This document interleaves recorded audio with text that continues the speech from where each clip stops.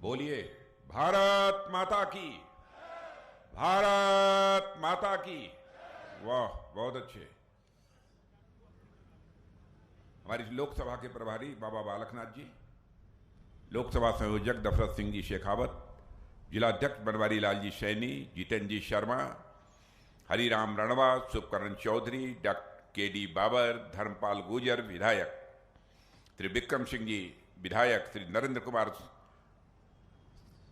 श्रीमती संतोष अहलावत। अब संतोष अहलावत के पहले भी श्री लिखा हुआ है। श्री राजेश दहिया, पता नहीं भाई श्री और श्रीमती में गड़बड़ हो जाए तो हमारा दोष नहीं है। श्री राजेश दहिया, श्री निशित कुमार, श्रवण चौधरी, श्री हर्षिनी कुलहरी। चले, बहुत नाम है। नाम से कुछ नहीं होता, काम से ही सब कुछ होता है। यहां मौजूद हमारे सभी सम्मानित बहनों एवं भाइयों, मैं समझता हूं इस स्थान पर किसी सार्वजनिक सभा को संबोधित करने के लिए पहली बार आप सबके सामने खड़ा हुआ हूं। और आप लोगों ने तालियां बजाकर, नारे लगाकर, फूलों की हार पहनाकर मेरा स्वागत किया है। आप जानते हैं भारत की परंपरा है और शिष्टाचार का तकाजा भी है। स्वागत, अभिनंदन या सलाम दुआ कभी एक तरफा नहीं होना चाहिए। इसलिए मैं भी अपनी तरफ से शीश झुकाकर आप सभी बहनों भाइयों का हार्दिक अभिनंदन करता हूं। आप सभी का मैं स्वागत करता हूं। मेरे बहनों भाइयों, आपके प्रत्याशी शुभकरण जी चौधरी, पहली बार इनको भाषण देते हुए मैंने सुना है। और इनका भाषण सुनने के बाद मैं इस नतीजे पर पहुंचता हूं कि यदि शुभकरण चौधरी को आपने अपना सांसद चुनकर भारत की संसद में भेजा तो क्षेत्र की समस्याओं को प्रभावी तरीके से आवाज देने का काम यदि कोई करेगा तो आपके शुभकरण चौधरी करेंगे। राजस्थान की धरती का जहां तक प्रश्न है, यह शौर्य और पराक्रम की धरती है। कितनी गाथाएं, राणा की कहें, मीरा की कहें, पन्नाधाय की कहें, भामाशाह की कहें। मैं तो कभी कभी कहता हूं, यदि परिचय करना है राजस्थान से तो राणा की शक्ति, मीरा की भक्ति, पन्नाधाय की युक्ति और भामाशाह की संपत्ति, इससे पूरे राजस्थान का परिचय हो जाता है। अद्भुत धरती है। आज के कुछ महीने पहले जब राजस्थान विधानसभा के चुनाव हो रहे थे, तब भी कई सार्वजनिक सभाओं को संबोधित करने के लिए मैं राजस्थान आया था। और 4 महीने के बाद फिर आ रहा हूं। बहनों भाइयों, मुझे तो लगता है कि बार बार चुनाव का होना यह उचित नहीं है। हमारे प्रधानमंत्री जी ने कल्पना की है, उसके लिए उन्होंने कमेटी भी बनाई। भारत के पूर्व राष्ट्रपति आदरणीय रामनाथ जी कोविंद के नेतृत्व में 1 नेशन 1 इलेक्शन, एक देश एक चुनाव होना चाहिए। यदि चुनाव होने हैं तो सारे देश के विधानसभाओं का और लोकसभा का चुनाव एक साथ करा दीजिए। और फिर ग्राम पंचायत से लेकर ऊपर तक, जिला पंचायत तक, नगर पालिकाओं के सारे चुनाव देश में एक बार करा दीजिए। सारे चुनावों से छुट्टी।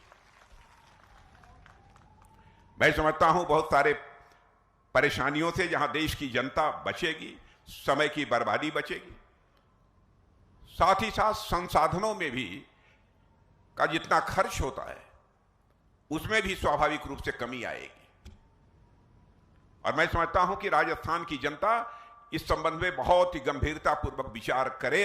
यदि वह सहमत हो तो यह देश 1 नेशन 1 इलेक्शन के लिए तैयार है। मेरे बहनों भाइयों, आज के 4 महीने पहले जब यहां विधानसभा का चुनाव हुआ था, 5 वर्षों तक राजस्थान में कांग्रेस की सरकार थी।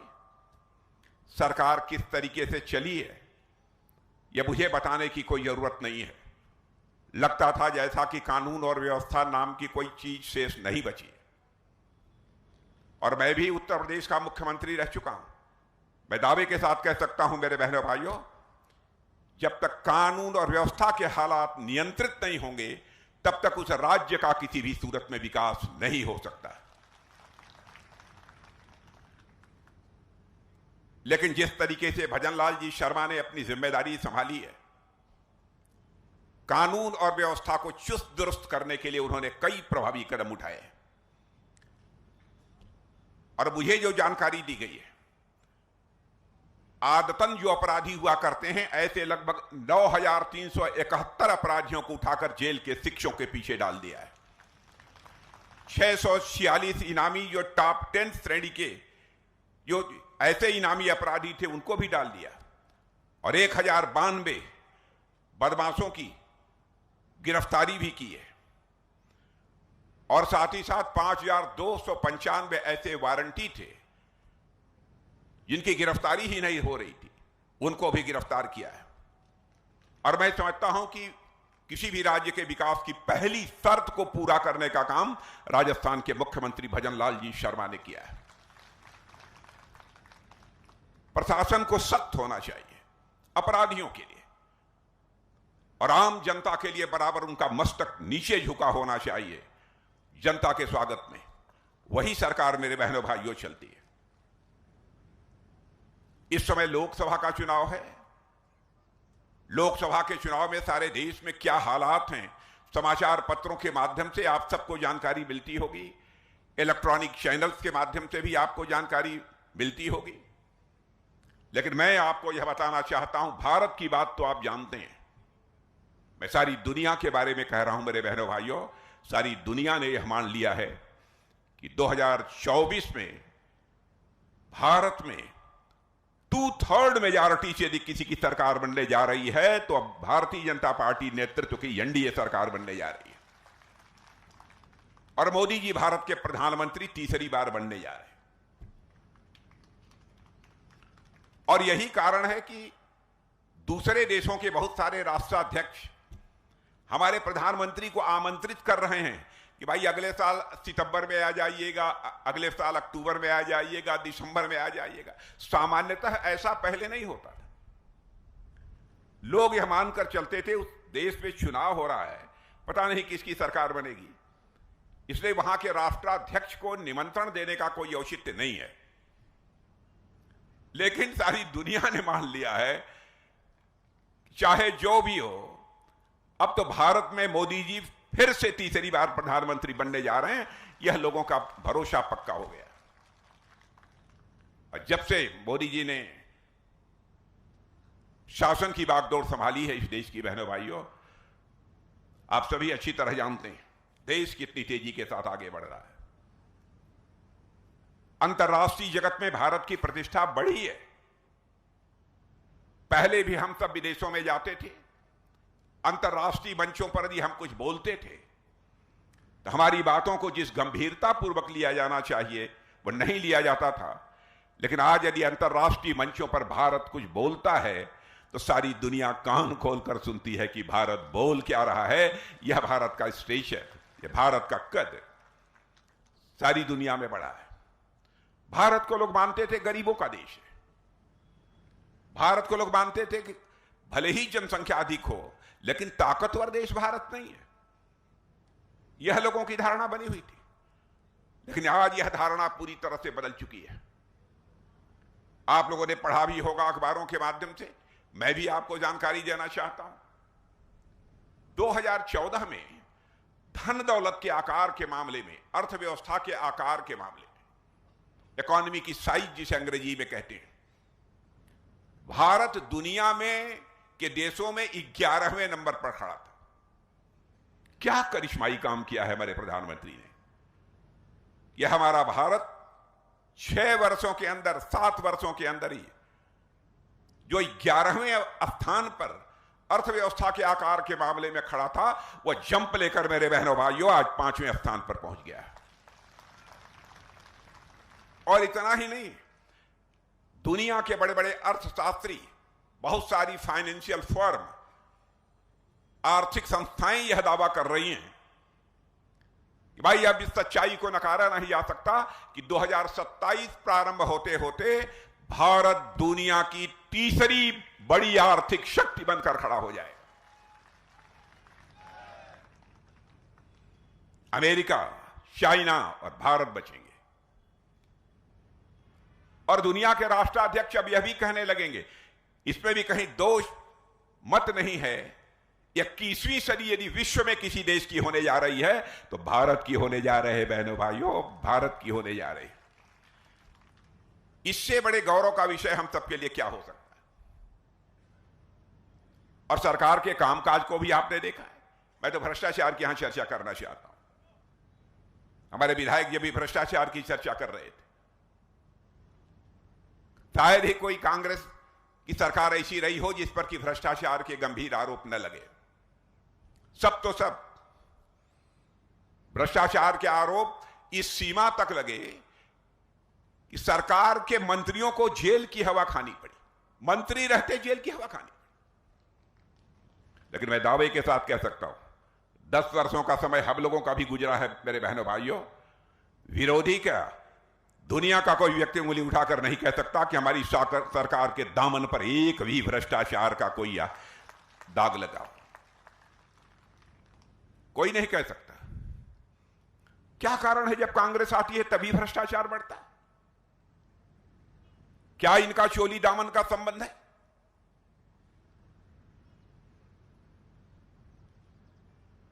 मैंने एक फिल्म देखी थी बचपन में, पता नहीं आप लोगों ने देखी है, देखते हैं कि नहीं देखे हैं।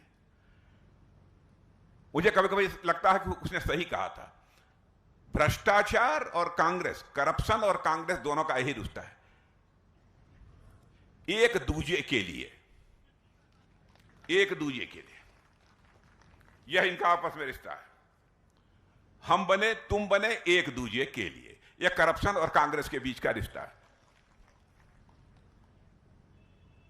यह हालत है इनकी। एक फिल्म शायद आप लोगों ने देखी होगी, उस फिल्म का नाम था मैंने प्यार किया। कितने लोगों ने देखा? देखा है नौजवानों ने? क्या सबने देखा है। तो उसमें गाना है, आपको याद होगा, और गाना है, आज आज शाम होने आई, मौसम ने ली अंगड़ाई, तू चल मैं आई। अरे करप्शन कहेगा कांग्रेस से, तू चल सरकार बना, मैं आई तुम्हारे में साथ हूं। यह हालत हो गई है। जब जब इनकी सरकार बनती है तब तब करप्शन बढ़ता है। लेकिन हमारी सरकार 10 वर्षों से बनी है, मोदी जी के नेतृत्व में, एक भी भ्रष्टाचार का आरोप नहीं लगा। और मैं दावे के साथ कह सकता हूं, सरकार कैसे चलाई जाती है इसकी कला यदि किसी के पास है इस हिंदुस्तान की राजनीति में, तो भारतीय जनता पार्टी के पास है मेरे बहनों भाई। कैसे चलाई जाती है हम लोग अच्छी तरह जानते हैं। फिर भी कांग्रेस के लोग अनाप शनाप अनर्गल आरोप भारतीय जनता पार्टी के ऊपर चस्पा करने की कोशिश करते हैं।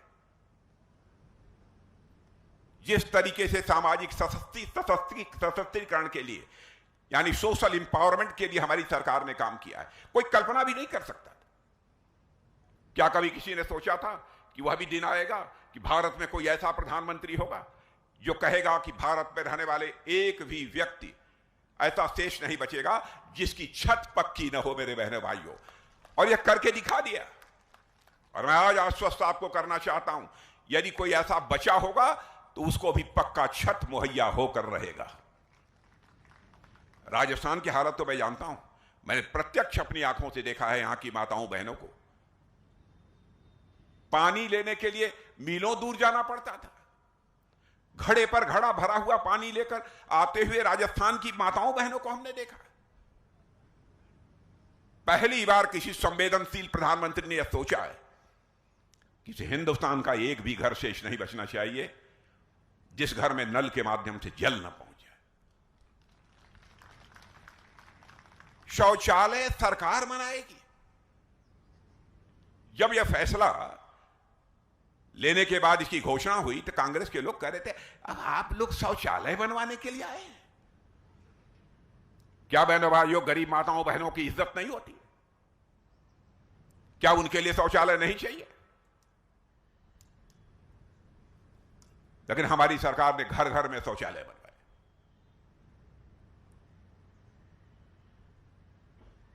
हमने हर गरीब की चिंता की है, क्योंकि हम यह मानते हैं जब तक हर व्यक्ति गरीबी से मुक्त नहीं होगा तब तक हम भारत को जैसा सशक्त भारत बनाना चाहते हैं वैसा सशक्त भारत बनाने का स्वप्न भी हमारा किसी भी सूरत में साकार नहीं हो सकता। कई कदम ऐसे उठाए। किसानों का जहां तक प्रश्न है, किसानों को 6,000 रुपए की आर्थिक सहायता दी जा रही है प्रतिवर्ष। क्या किसानों की बहुत सारी न्यूनतम आवश्यकताएं उसके कारण पूरी नहीं होती हैं? कभी केवल एक बोरी खाद के लिए उसकी फसल जितनी खेत में पैदा होनी चाहिए वो नहीं पैदा हो पाती थी, उसकी कमी के कारण। कम से कम यह तो पूरा कर लेगा, बीज तो कम से कम खरीद लेगा। छोटी छोटी बातों का ध्यान यदि पहली बार किसी ने किया है तो बहनों भाइयों यह हमारी सरकार ने किया। फिर भी यह कांग्रेस को रास नहीं आ रहा है, यह बात उनको समझ में नहीं आती है। और जहां भी हम लोगों ने कदम रखा है, अरे धरती की बात तो छोड़ो, आप चांद पर पहुंच गए मेरे बहनों भाइयों, हम लोग चांद पर पहुंच गए। हमारा चंद्रयान 3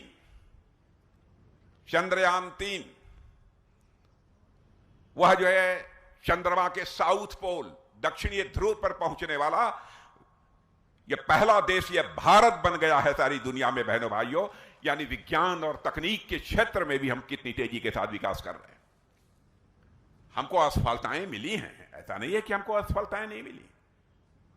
मुझे याद है कि हमारे वैज्ञानिक जब चंद्रयान 2 को चंद्रमा पर भेजना चाहते थे, उसकी लैंडिंग कराना चाहते थे लैंडर की, तो वह कामयाबी नहीं मिल पाई। आपको आश्चर्य होगा कि हमारे सारे वैज्ञानिकों के आंख आंसुओं से डबडबा गए। एक स्थान पर तो मिसाइल का परीक्षण हो रहा था, मिसाइल का उस सेंटर पर रक्षा मंत्री होने के नाते मैं गया था यह देखने कि यह हमारा सफल कार्यक्रम होता है कि नहीं होता है। बहनों भाइयों, लगभग 150, 200, 250 वैज्ञानिक उस प्रयोगशाला में, उस लैबोरेटरी में बैठे हुए थे। और जो ही वह मिसाइल छोड़ा गया सफलतापूर्वक वह आगे बढ़ता जा रहा था। कहीं पर कोई उसका एक भाग जो उससे बाहर निकलना चाहिए था नहीं निकल पाया। उस समय का दृश्य मैंने देखा कि हमारे सारे वैज्ञानिकों के आंख आंसू से भर गए, आंखें डबडबा उठी, रोने लगे। घंटे 2 घंटे रुककर मुझे उन्हें सांत्वना देनी पड़ी, ढांढस देना पड़ा।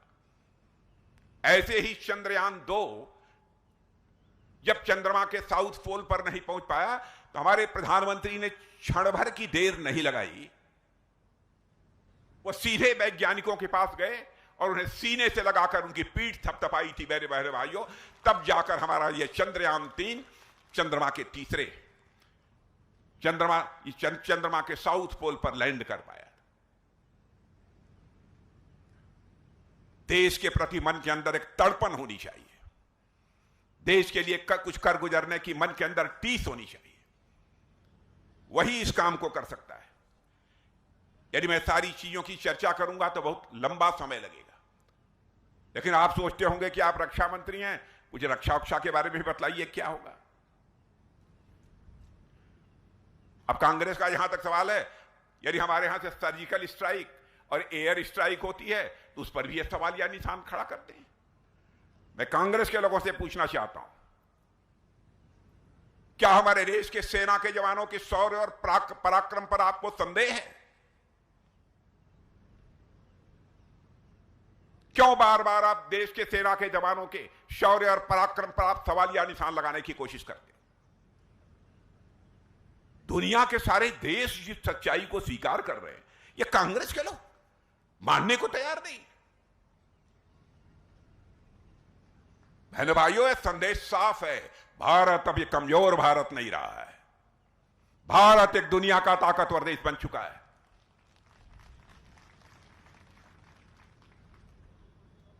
अब आतंकवादी गतिविधियों को बढ़ावा भी देने की कोई कोशिश करेगा। पहले आपने देखा होगा प्रायः हर राज्य में कहीं ना कहीं कोई आतंकवाद की बड़ी वारदातें हो जाया करती थी। जम्मू कश्मीर में तो होता ही था, सैकड़ों लोग हर साल मारे जाते आतंकवाद के कारण, और देश के अन्य राज्यों में भी बराबर घटनाएं होती थी। लेकिन है किसी मां के लाल में, किसी ने पिया है मां का दूध। अब आतंकवादी वारदात करके देख ले। बहनों भाइयों, सीमा के इस पार भी मारेंगे, जरूरत पड़ी तो सीमा के उस पार भी जाकर मारेंगे। भारत की यह ताकत है।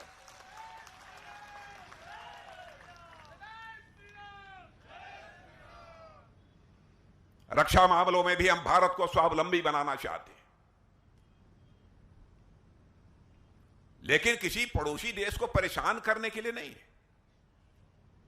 हमारे अटल बिहारी वाजपेयी जी कहा करते थे, प्रधानमंत्री, याद रखना चाहिए, जिंदगी में दोस्त बदल जाते हैं लेकिन पड़ोसी नहीं बदलता। बहनों भाइयों, हम हर पड़ोसी देश के साथ अच्छे रिश्ते बनाकर रखना चाहते हैं, लेकिन अच्छे रिश्तों का लाजाए लाभ भी तो नहीं उठाया जाना चाहिए। हम इसे कैसे बर्दाश्त कर सकते हैं? अभी शुभकरण जी चर्चा कर रहे थे डिफेंस एक्सपोर्ट की। कल्पना करिए, गोली या गोला वो भी विदेशों से हम लोग मंगाते थे, लगातार 60-70 साल से मंगाते रहे। कभी किसी सरकार ने कोई चिंता नहीं की? क्या भारतवासियों के पास वह स्किल नहीं थी? भारत के नौजवानों के अंदर वह हुनर नहीं था? क्यों नहीं हमारे देश के नौजवानों के हुनर पर, उनकी स्किल पर कांग्रेस के लोगों ने भरोसा किया? और 2014 में जब पहली बार सरकार बनी थी तो 600 करोड़ रुपए का एक्सपोर्ट होता है, 600 करोड़। और बहनों भाइयों, जल्दी से ही हम लोग ने छलांग लेकर 21,000 करोड़ से अधिक पहुंच गए। और भी किया है, लेकिन अभी बताएंगे नहीं, जल्दी वो अभी आप बढ़ी हुई खबर भी आ जाएगी।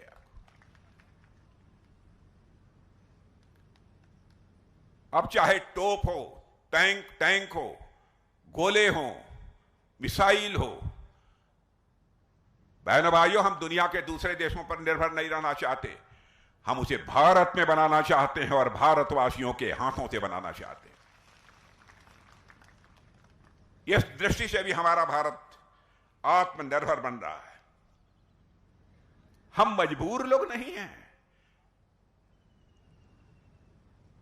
राजीव गांधी जी जैसे एक बार मजबूरी व्यक्त करते हुए उन्होंने नहीं कहा था हम क्या करें, प्रधानमंत्री थे। हम उनकी नीयत पर सवालिया निशान नहीं खड़ा करते। हमारे जैसा व्यक्ति किसी प्रधानमंत्री के खिलाफ कभी नहीं बोलता, चाहे किसी पार्टी का, क्योंकि मैं यह मानता हूं प्रधानमंत्री व्यक्ति नहीं होता है, संस्था होता है। उसकी बहुत कटु आलोचना नहीं की जानी चाहिए। नीतियों को लेकर मतभेद हो सकता है, उस पर चर्चा करिए, इसमें कोई आपत्ति नहीं है।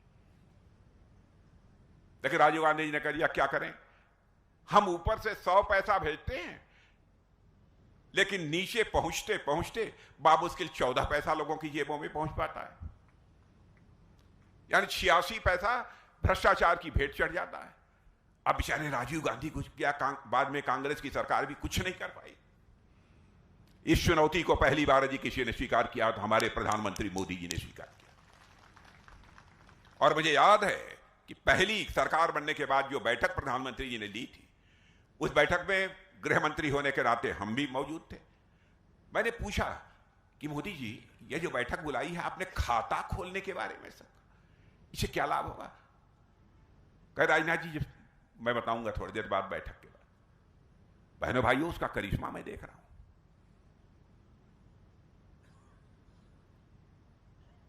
अब जैम यह ट्रिनिटी जो बनी है, आधार, मोबाइल, जनधन खाता, तीनों को मिलाकर, क्या यदि दिल्ली से 100 पैसा चलता है तो 100 पैसा आपकी जेब में पहुंचता है। एक पैसा भी इधर उधर नहीं होने पाया था। तो सिस्टम में बदलाव लाइए। बहुत असहाय बनकर हम इतने बड़े देश को नहीं चला सकते। बहुत सारी चीजें हैं। स्वामित्व का अधिकार, मैं यहां राजस्थान में भी मैं जानता हूं बहुत सारे ऐसे परिवार हैं जो गरीब हैं, उनको जिस जमीन पर रहते हैं उसका स्वामित्व का अधिकार ही नहीं मिला।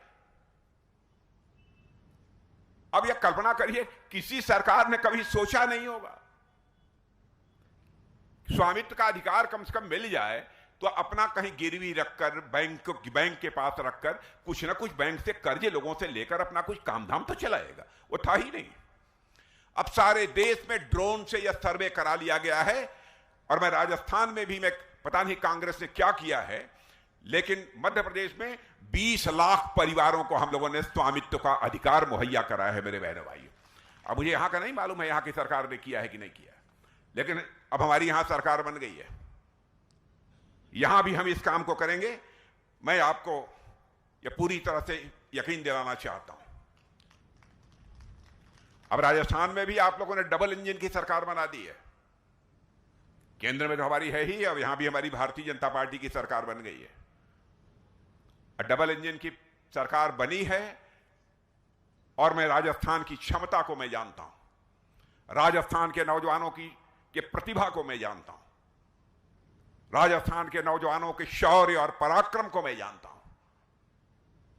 मैं दावे के साथ कह सकता हूं कि इस देश को आगे ले जाने में राजस्थान भी अब एक ग्रोथ इंजन की भूमिका निभाएगा, ऐसा मेरा पक्का विश्वास है। और बहनों भाइयों, हम लोगों की साख है, हम लोगों की विश्वसनीयता है।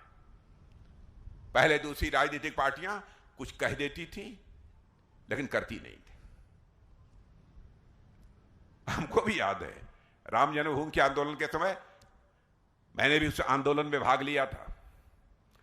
तो हमारे एक मित्र जो कांग्रेस वगैरह में थे कहते, क्या है आप लोग बार बार 1984 से हर घोषणा पत्र में कह देते हैं हम आएंगे और राम मंदिर बनाएंगे, और नारे भी हम लोग लगाते हैं राम लला हम आएंगे मंदिर यहीं बनाएंगे। तो कांग्रेस वाले कहते थे, उसमें जोड़ देते थे लेकिन तारीख नहीं बताएंगे, यह कहकर हम लोग यहां से उड़ाते थे। और बहनों भाइयों, आपने देख लिया अयोध्या की धरती पर भव्य राम का मंदिर बन गया। राम लला अपनी कुटिया से निकलकर महल में पहुंच चुके हैं। बहनों भाइयों, अब राम राज्य का भी श्री गणेश इस भारत में होने वाला है, यह मैं आपको यकीन दिलाता हूं।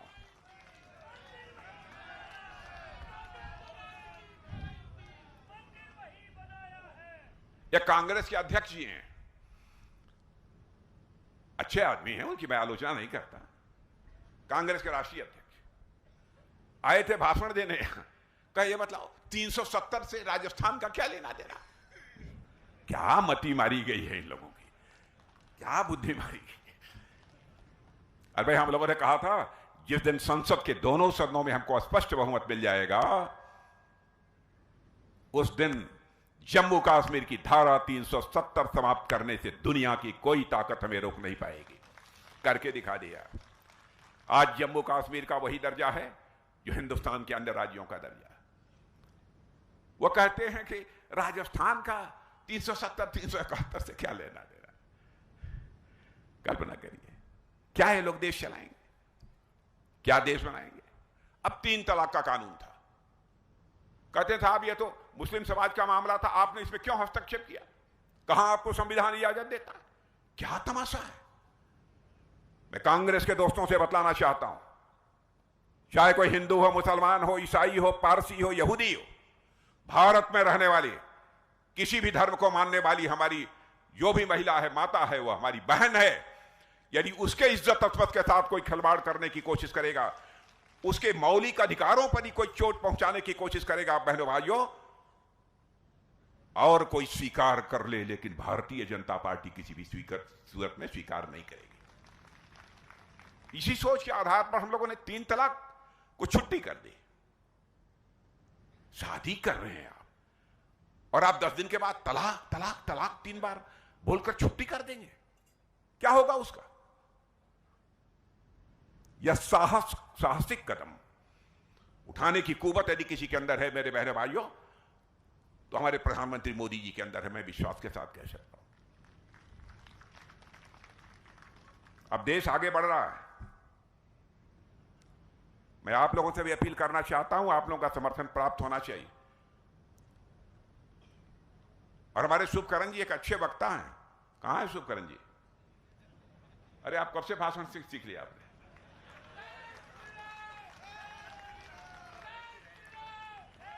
अरे आप विधायक रहे हैं।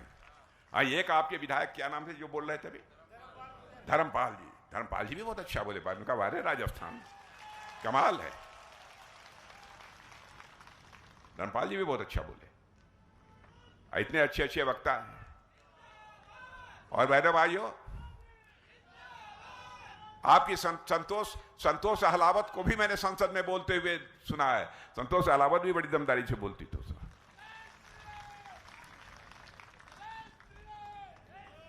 तो मैं समझता हूं कि इनको अब वो समय आ गया है कि कितना कितना कितना, फिर से बोलिए कितना, 400 पार। चलिए आप लोग कह रहे हैं तो आप लोगों की बातों को कौन टालेगा। 400 पार ही सही। और हम क्या, सारी दुनिया मानती है मेरे बहन भाइयों की 400 पार होगा। लेकिन एक निवेदन करना चाहता हूं कि ये हमारे प्रत्याशी जो सुखकर्ण जी चौधरी हैं, सुलझे हुए व्यक्ति हैं। ऐसा मत सोचिएगा कि हम वोट न डालेंगे, एक वोट नहीं पड़ेगा तो क्या होगा, ऐसा हमको नहीं सोचना। एक एक वोट पड़ना चाहिए। प्रचंड गर्मी होगी। किस तारीख को? 19 को ही है। 19 को ही है। प्रचंड गर्मी होगी। अब इसी समय इतनी गर्मी है राजस्थान में, तो और आज के 10-12 दिन के बाद क्या हालत होगी। बहनों भाइयों, सुबह पहला काम मैं माताओं बहनों से भी अपील करूंगा और आप विशेष रूप से नौजवानों से अपील करना चाहता हूं, बुजुर्गों को भी सहारा दीजिए। उनको लेकर मतदान केंद्र तक जाइए और जहां भी कमल के फूल का बटन दिखाई दे, कमल के फूल का बटन दबाइए और भारत का मस्तक सारी दुनिया में ऊंचा करिए। यही आप सबसे अपील करते हुए अपना निवेदन समाप्त करता हूं। आप सबको बहुत बहुत धन्यवाद। बहुत बहुत धन्यवाद। बहुत बहुत धन्यवाद आदरणीय राजनाथ सिंह जी, आप हमारे बीच में पहुंचे, हम सबको आशीर्वाद दिया।